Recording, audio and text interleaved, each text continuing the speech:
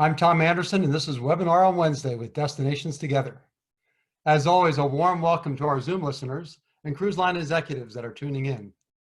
The news these days is challenging to watch and to digest. Nevertheless, it always has a profound impact. Here are some of the most pertinent stories this week.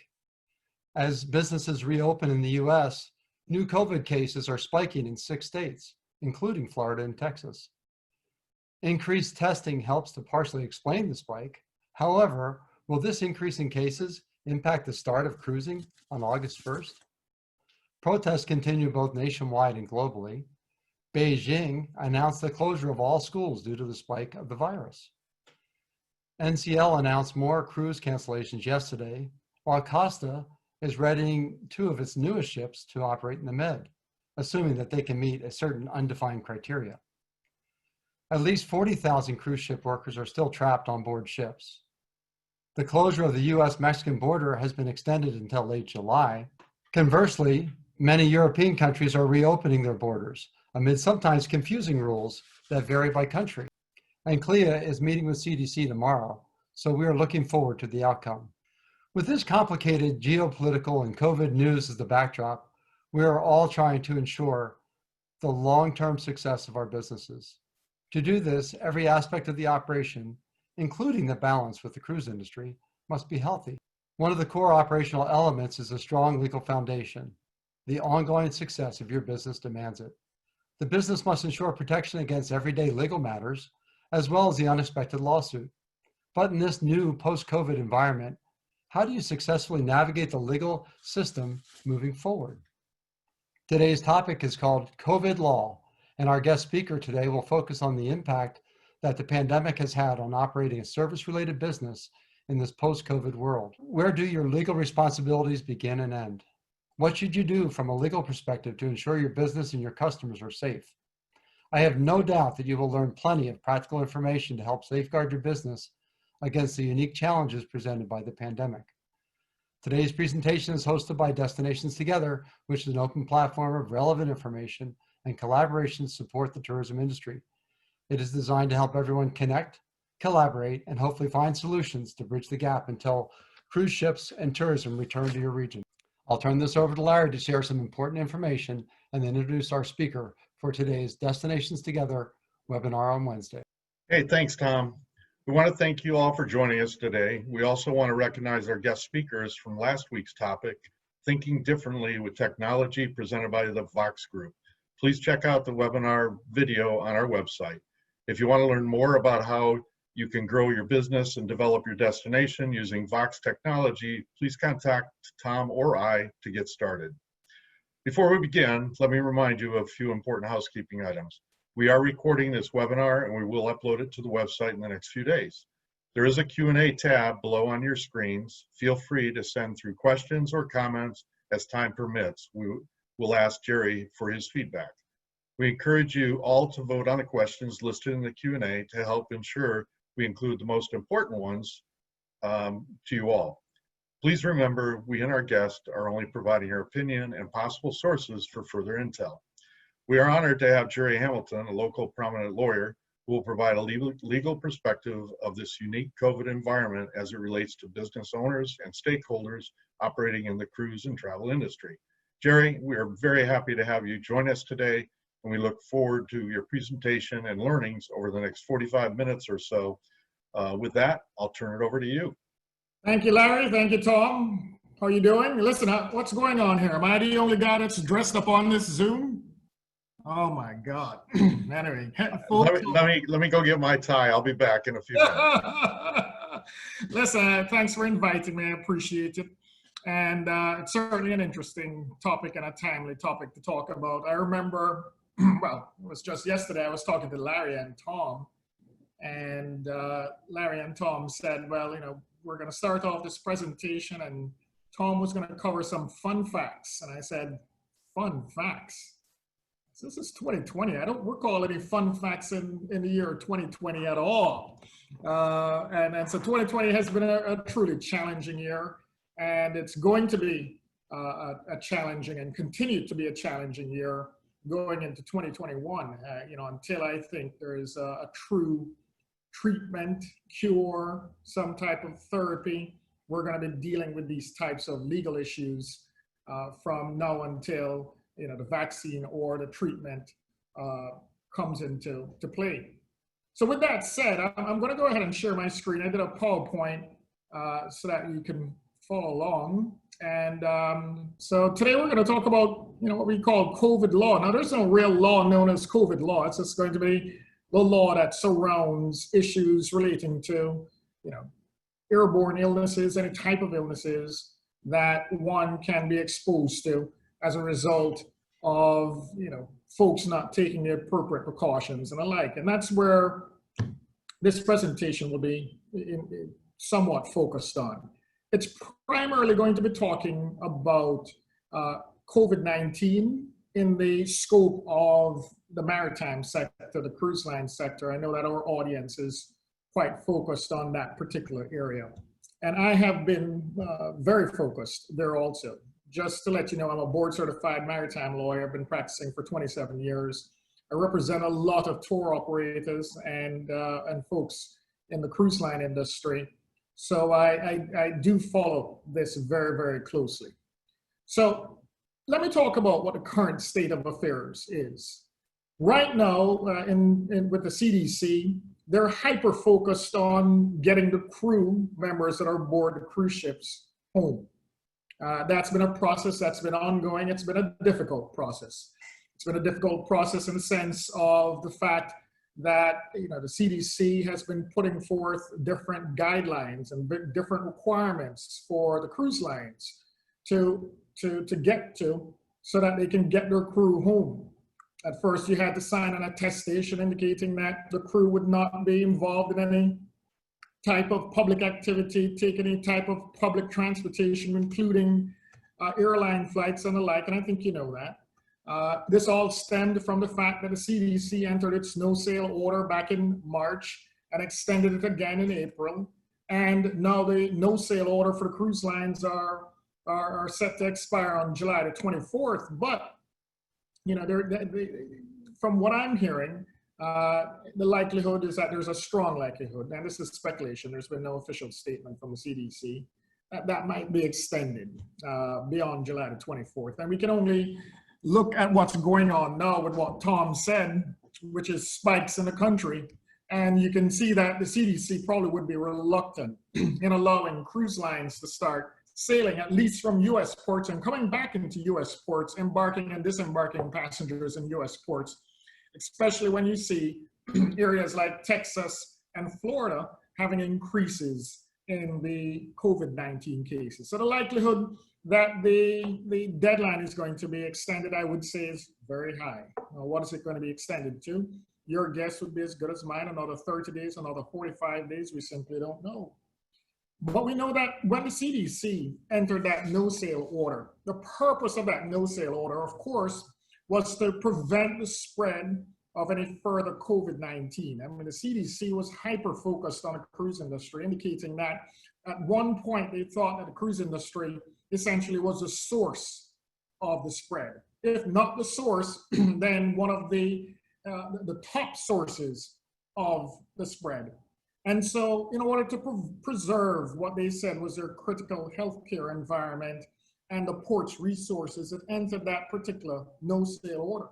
And what did that mean? I mean, that meant that they had certain levels that they put into place, a level 3 notice, which essentially said that you should avoid all cruise ship travel. And in fact, they've made statements, multiple statements that say that in order to be on a cruise ship, you're going to be at increased exposure for COVID. I mean, they're saying those things in the environment of the cruise industry and not in the environment of any other industry. I mean, airlines are allowed to fly, hotels are reopening, and they're in the same type of environment that cruise lines are in. But cruise lines have been under a lot of significant scrutiny as a result of COVID-19, and we know that. The CDC in recent calls have now talked about getting to the green ship status. And what is that? That is where, we can now, or cruise lines can now send home crew members if they meet certain requirements. And one of the requirements is 28 days symptom-free from any type of COVID-like illness. That's a difficult stretch, because even as I talk to you right now with my voice, is that a symptom of COVID-19? It's truly discretionary. And you have to attest that the crew members that you're sending home have been symptom-free from the sniffles, from everything, for 28 days. And then when that happens, then you're allowed, or you may be allowed, to send the crew member home, depending on what the restrictions of the receiving country are. So you can see where we are. We are in the process of, and I say we, but cruise lines are in the process of trying to get their crew home, whereas we're talking about, when is it that we're going to start cruising again? Those two just don't seem to mesh, right? When are we going home? When are we going to start cruising? You know, we're not, if you look at what's happening in the industry, they're not looking to bring the crew members back. They're looking to send the crew members home. And so really doubtful as to whether or not August will see cruising in this country, where passengers are actually embarking and disembarking on ports in the United States. Maybe in Europe, that might be certainly something that happened. And that one cruise line has started voyages out of Norway. But that seems to be where matters might open up first, versus in the United States, where things are just so in flux, so uncertain. We're seeing spikes and the like. So after the CDC has now issued that edict, you know, we've seen quite a few lawsuits come in as a result of COVID-19. And you may ask yourself, well, what type of lawsuits are they? Well, we're seeing class action lawsuits coming from crew and from passengers on board these particular cruise ships. And what are they saying? What are they suing for when it comes to COVID-19? Well, quite a few things. For instance, in one lawsuit that I have here in front of me, here's what they said.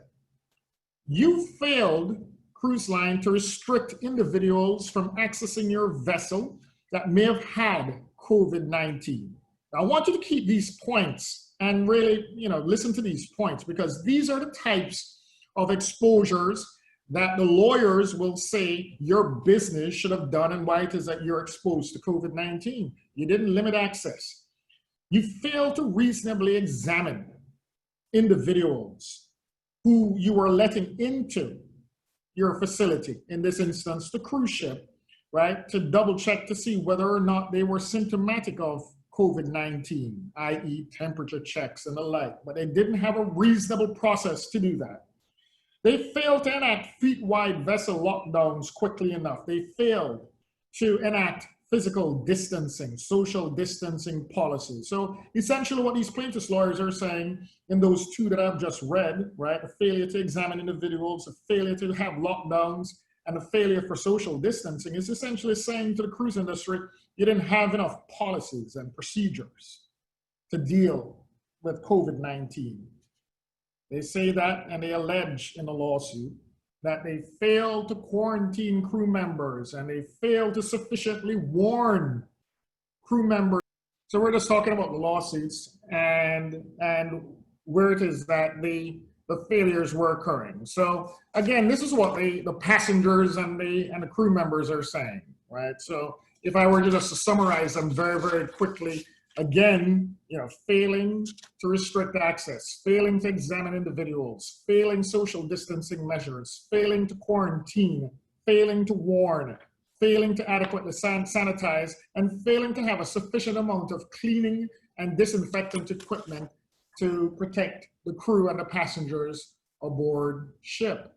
Those are the allegations in the lawsuits, and those are the types of lawsuits you're going to face going forward if we decide to resume activities in this COVID environment.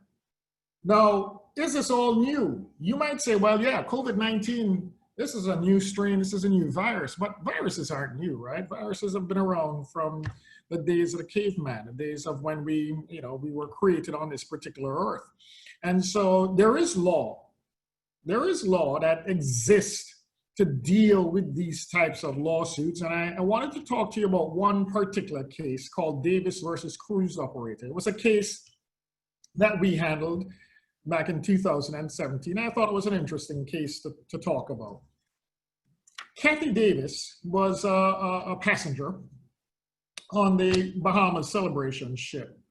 And she brought a lawsuit indicating that she caught norovirus and she was very ill and very sick and had to be hospitalized as a result of contracting norovirus aboard ship. Now, kind of similar, virus, coronavirus, norovirus, different strains of viruses, but it's an illness, right, that she's claiming that she caught. What did she say? She said the cruise lines, they were liable because they failed to sanitize their vessel.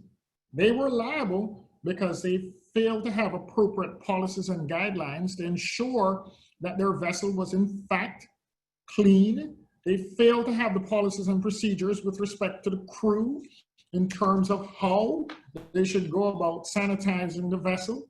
And she also alleges that they failed to warn her about the possibility of contracting norovirus. Sounds very similar. Sounds very similar to the lawsuits that we're seeing now dealing with the coronavirus. Now the court looked at her case and said, all right, well, tell us, how are you going to prove that you caught the norovirus aboard the ship? Because what the defendant and the cruise lines tell us are these facts. One, that before you came on board the ship, you were visiting with your mother and your sister at their home, which was not a sanitized home without any type of sanitary wipes or disinfectants. When you were at that home, you had a meal and you ate that meal with your mother and your sister.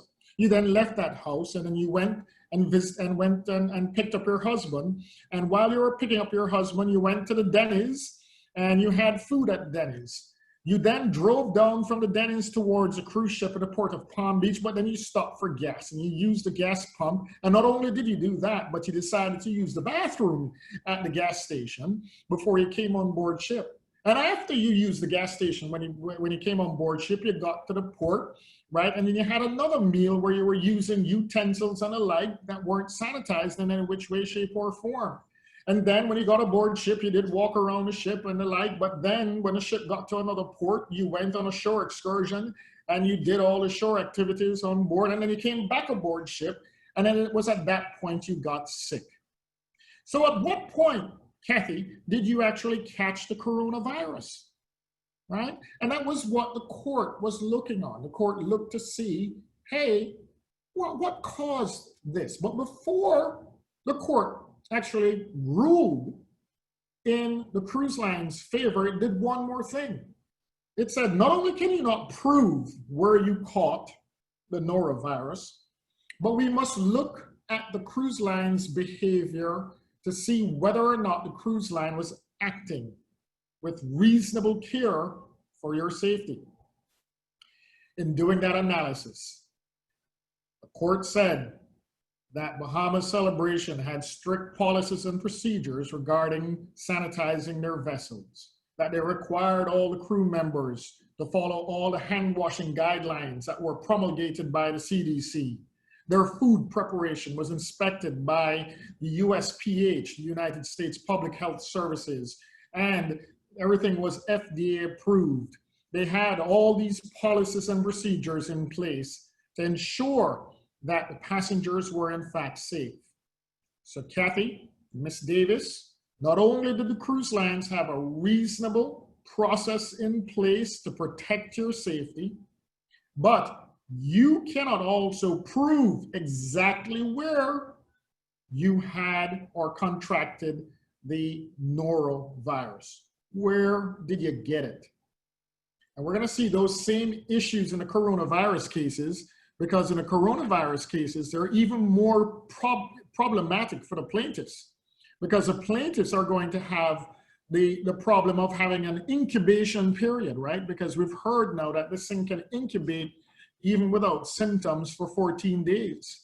So when we're talking to a particular plaintiff or somebody who wants to bring any type of a lawsuit against a business or an entity, we're going to have to go back in very minute detail, right?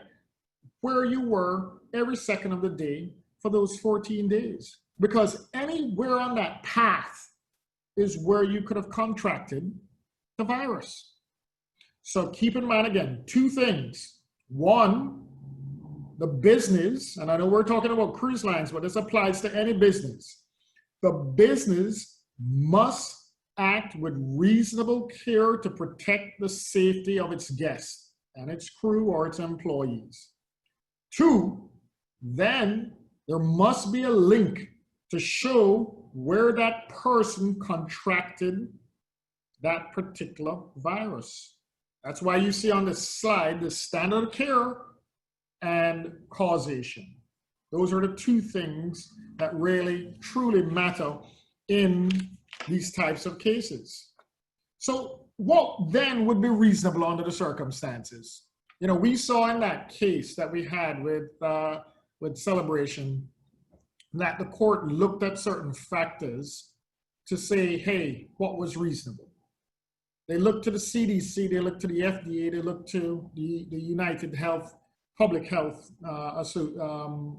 entity, USPH, health authorities. And they looked at their guidelines and they said, hey, that's the government.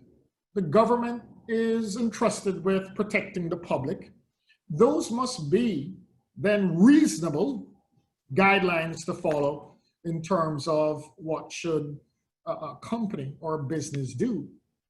So where do you look for your sources of reasonableness?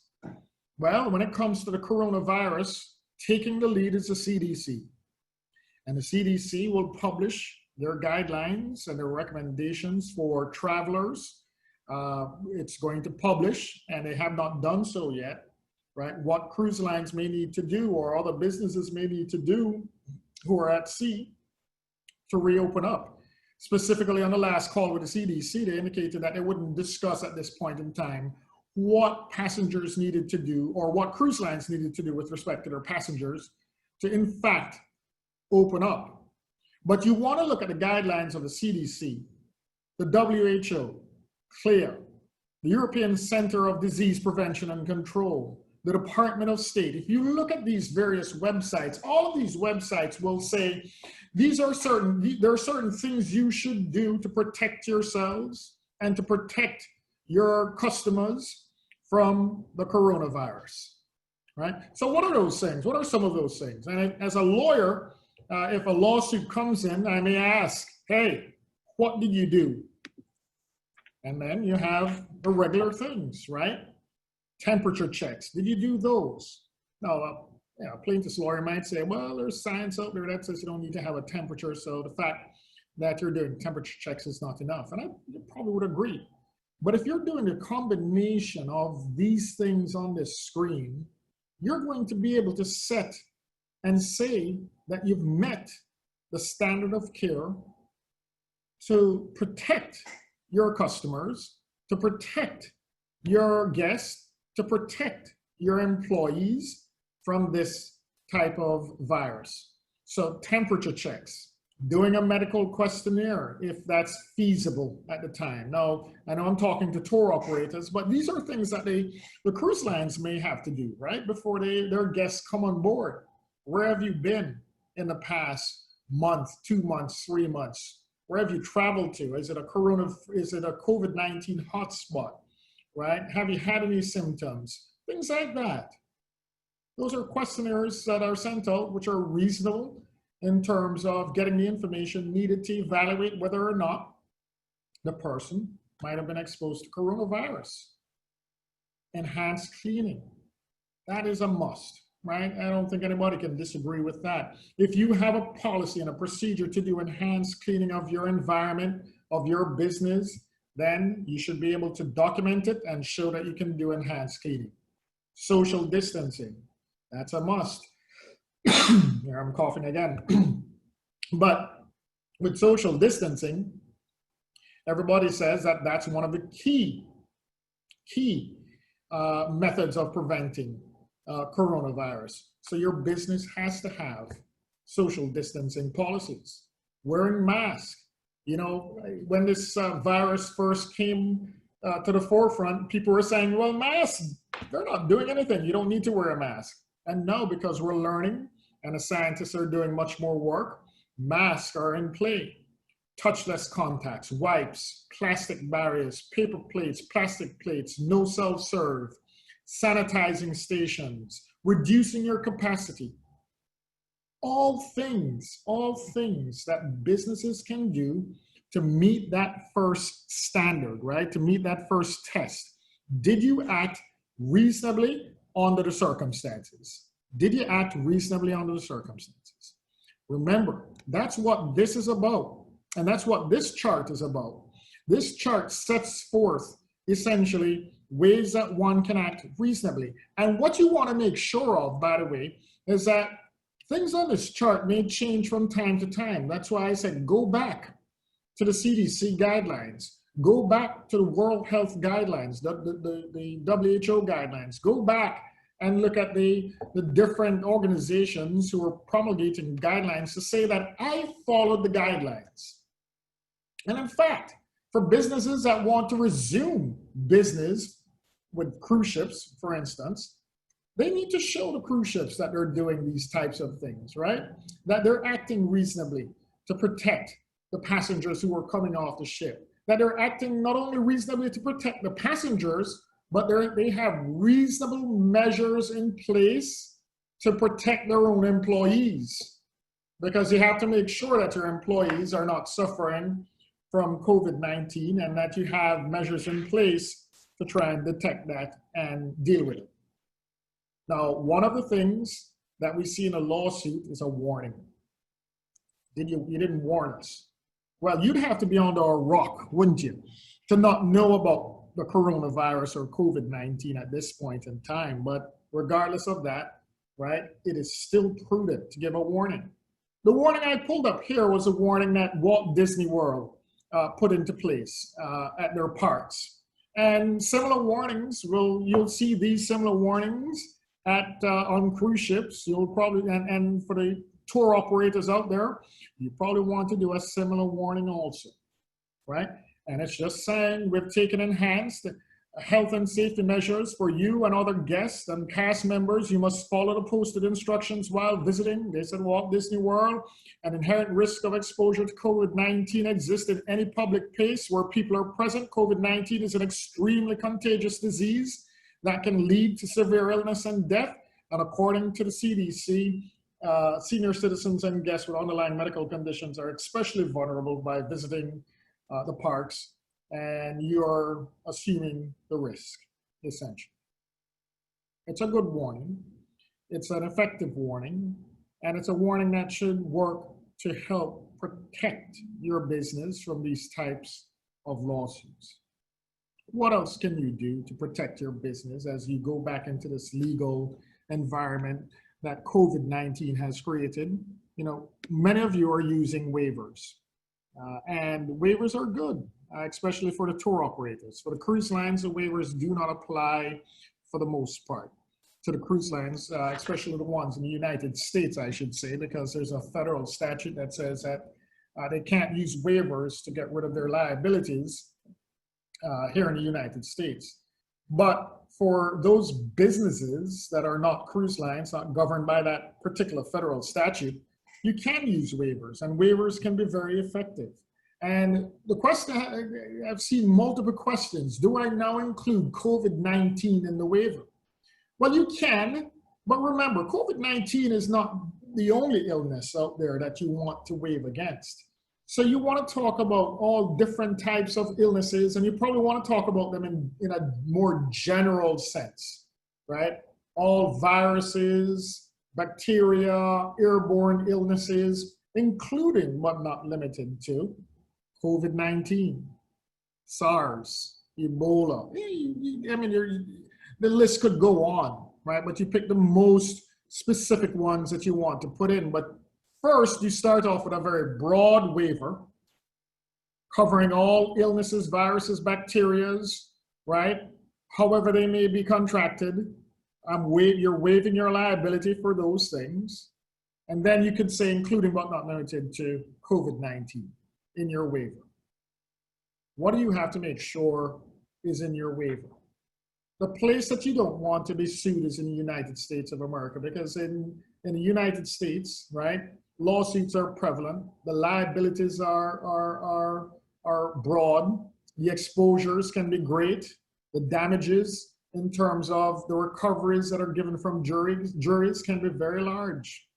So if you can, you want to avoid being sued in the United States. And you can do that if you're a company that, of course, has businesses elsewhere out of the country. You can ask, and you can put in your waiver, not ask, but put in your waiver, a choice of what we call a venue. Where should any claim be disputed, right? Should we litigate the claims in Jamaica? Should we arbitrate them in the Bahamas? Should we go to Malta?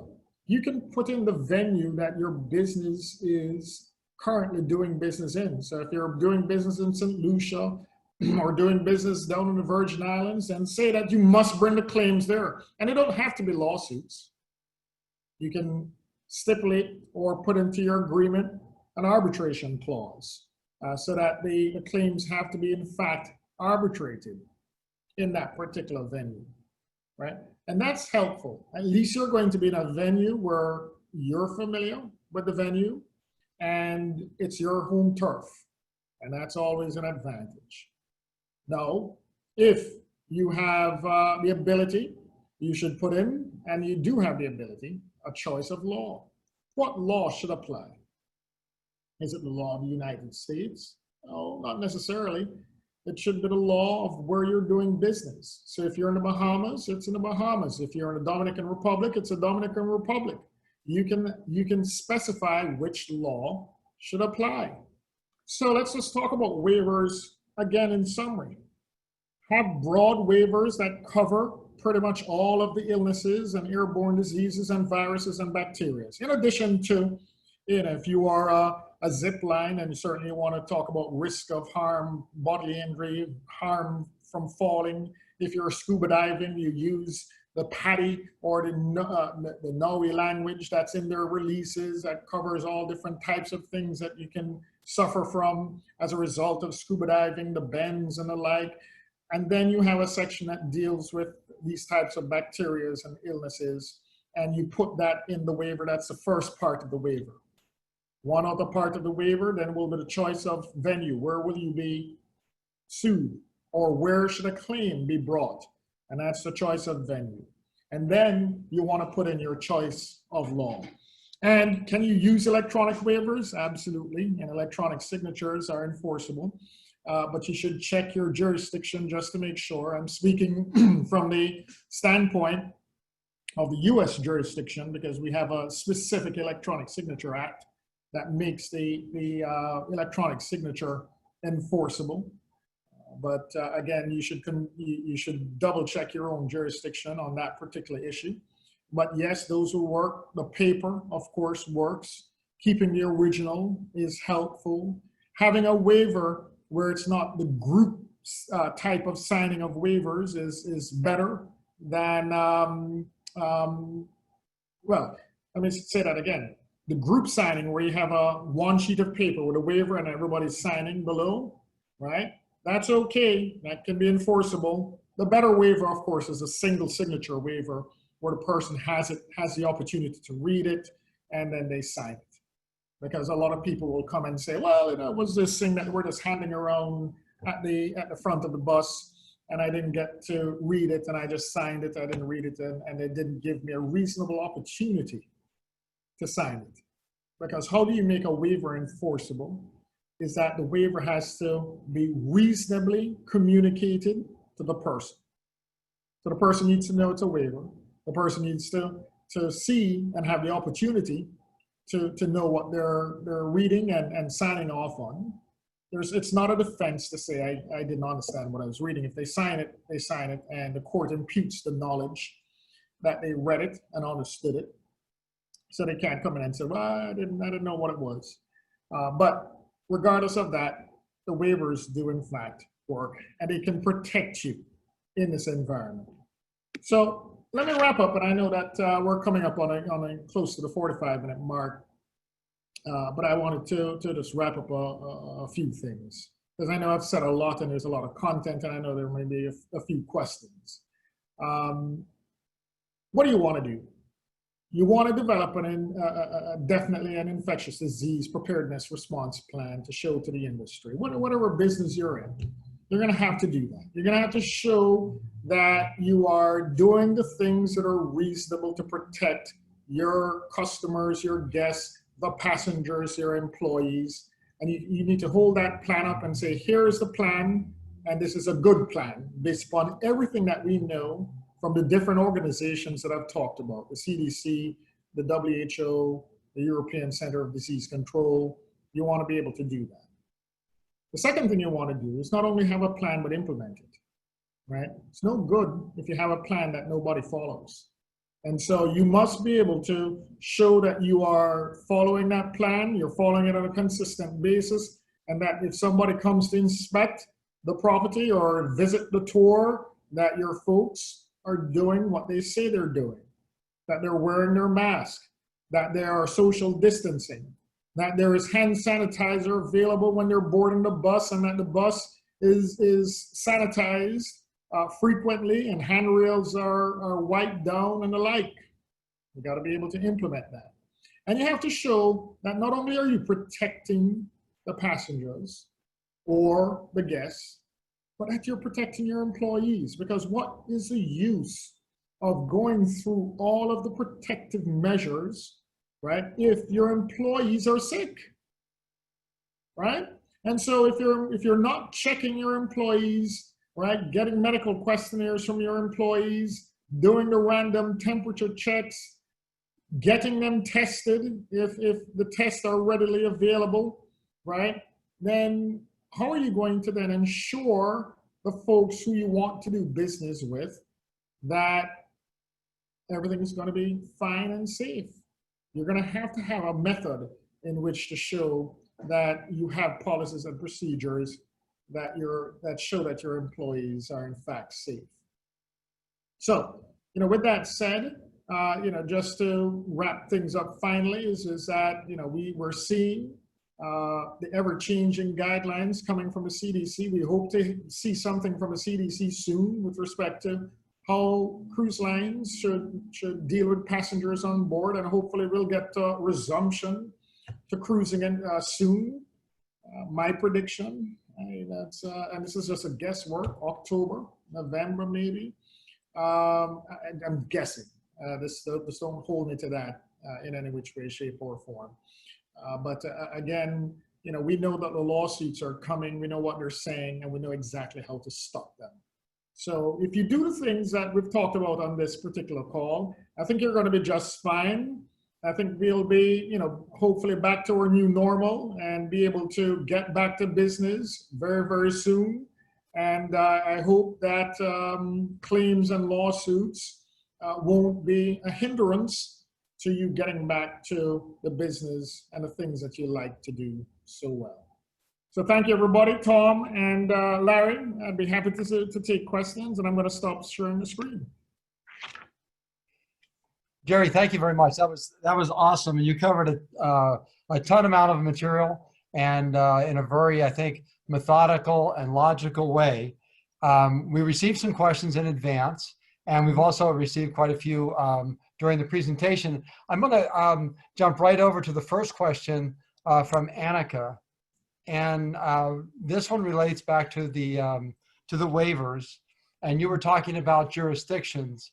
And what she mentions in her question here, she says, how do you handle this because the cruise line requires worldwide jurisdiction? Any thoughts on that one? Yeah, so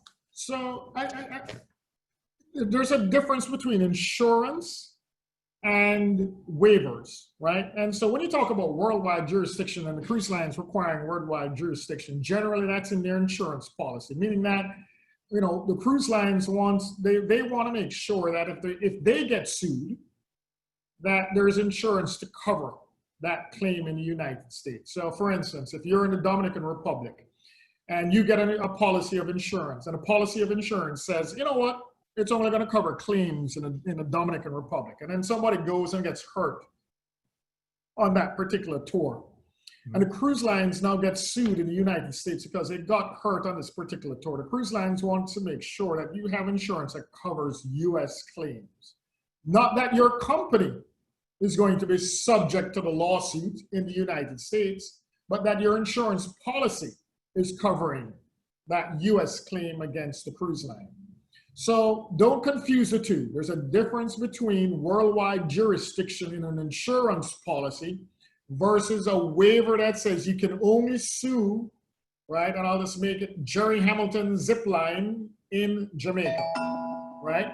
So now you can only sue Jerry Hamilton zip line in Jamaica, but what will happen is passengers will sue the cruise ships in the United States. And why do they sue in the United States, by the way? Why do they sue? Of course, because of money, but they sue in Miami, Florida, because the cruise ticket has a venue clause that says, sue me in Miami. I don't care if you live in California, Nebraska, wherever, and you must use US maritime law. So the cruise lines are doing the same thing. They're putting in a venue clause and a choice of law clause. You should do the same thing also. Very good, thank you. What should operators in the Caribbean do to prevent COVID-type lawsuit exposures? This operator is concerned about in the United States when the cost of the due diligence and discovery, even though they don't lose the lawsuit, but the cost of preparing for the lawsuit kills them.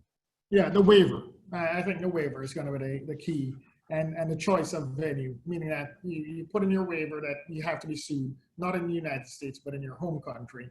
And then that will hopefully get you out of the lawsuit very quickly. We've been able for a lot of tour operators to get them out of the lawsuits very quickly based on the fact that they're not doing business in the United States and that the United States doesn't have jurisdiction over them. And so, yes, there's going to be a cost, but that's why we buy the insurance. It's very important to have that insurance because the insurance will pay for your legal fees also. So then there's a bigger danger for a tour operator who operates in the United States and also maybe operates in one or two destinations, say in the Caribbean. Right. Yeah, the tour operator who operates in the United States most likely will be subject to jurisdiction where they're based.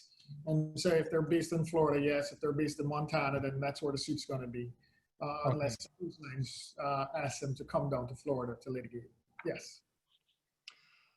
This next one comes to us from Alaska. Eric, Icy Strait Point is an entire port providing all tours, retail, and F&B. As the port, how may the legal liability or perspective be different, and what additional measures should be needed or taken? Yeah, I think that's what we kind of discussed in the presentation, in the sense that there are reasonable precautions that you need to take. And those reasonable precautions are promulgated by the different entities like CDC and the WHO, WHO and the European centers, or even your own home country will have the reasonable precautions to take. I think if you do those things and you meet those two standards, a reasonable care standard, you have the waiver and you have the warning, those things are the things that will protect you. Okay, I'm just going back over here to see what else we have that came in. This one says, what do you recommend to add on our waivers? But I think you've covered that. Right. You can't sue me.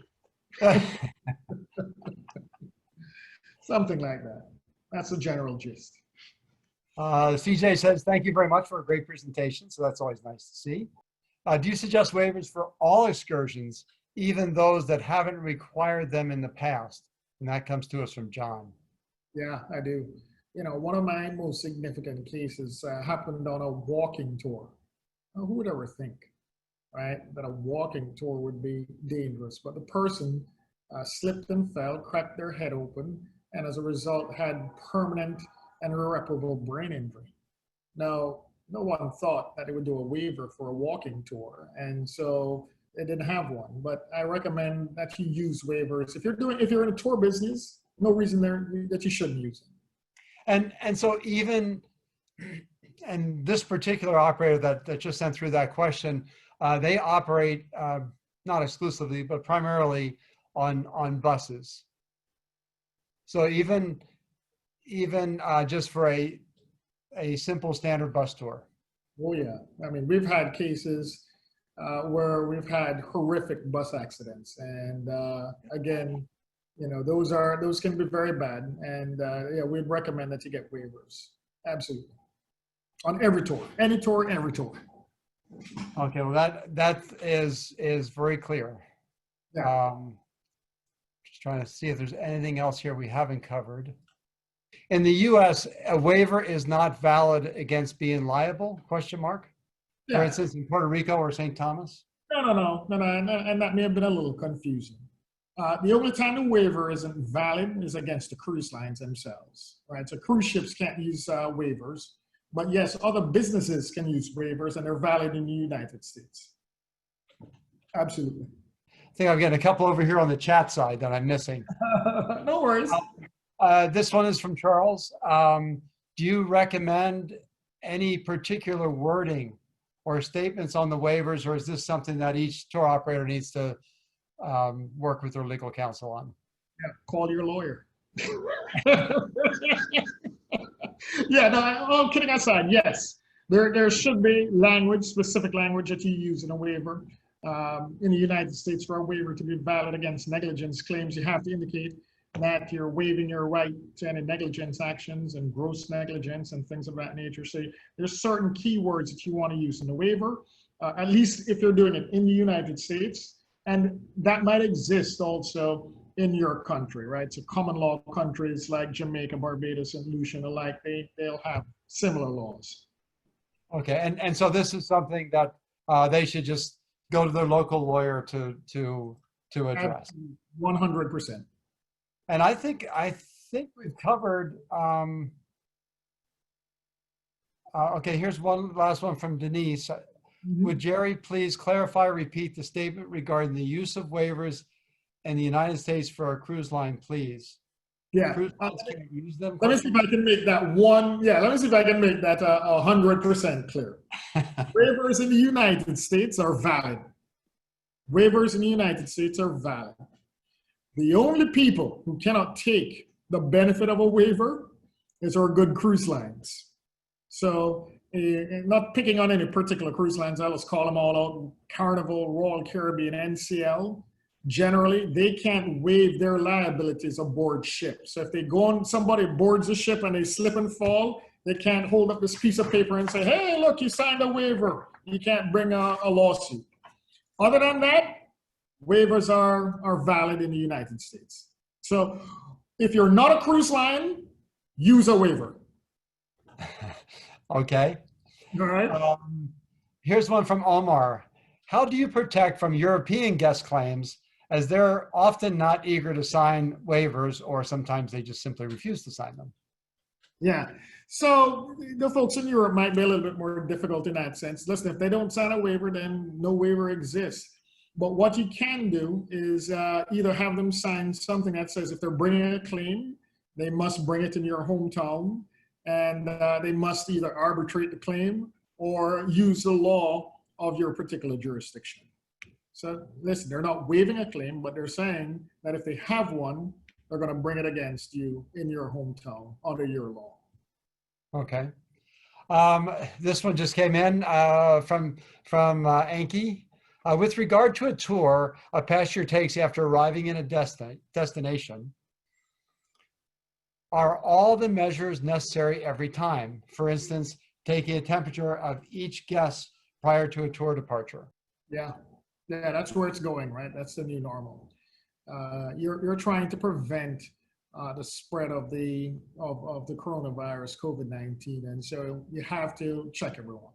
And everyone has to wear masks, everyone has to do social distancing, everyone has to do temperature checks.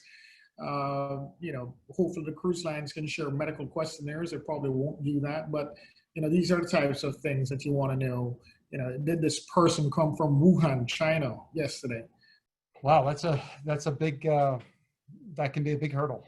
It's going to, well, it's a, you know, it's going to be a hurdle, and it's going to, you know, I think, you know, the blow that we will feel, the cruise lines and the industry will feel, is in the reduced capacities also, right? Because there's no question that the cruise lines will have to reduce their capacities aboard ship. If they're doing that, then you're going to see the same reduced capacity on these tours. And so you know, what comes with that reduced capacity is the fact that you should be able to manage these things a little bit better in terms of getting information, having more time, and the like. You won't have to deal with the 5,000-6,000 people who might come in all at one time, and you're kind of trying to deal with that capacity and work within the time parameters. It's going to be a little different. And then a follow-up is, I just got to read the way it's written because it's kind of funny. Plastic plates and cups, question mark. What is wrong with regular plates that have been in a dishwasher and disinfected? Nature is already under duress.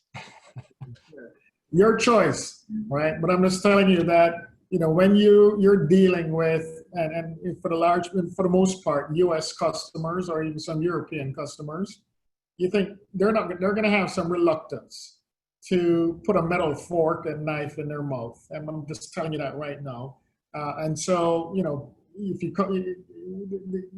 can see in the restaurants nowadays that a lot of people are using plastics or disposable menus, and that's just a new normal, you know, but you can try it. But I'm just saying at this point in time, the recommendation is to use paper and plastics. And then one last question, which is kind of a generic one. I don't know whether you'll know the answer to it, but I think it's an interesting question from Annika.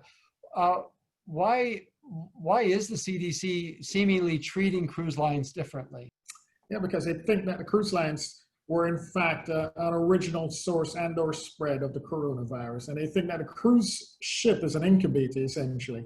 So that they're looking for, you know, they're looking to stop that spread. And they think cruise lines are in large part initially contributing to the spread. I think they're 100% wrong.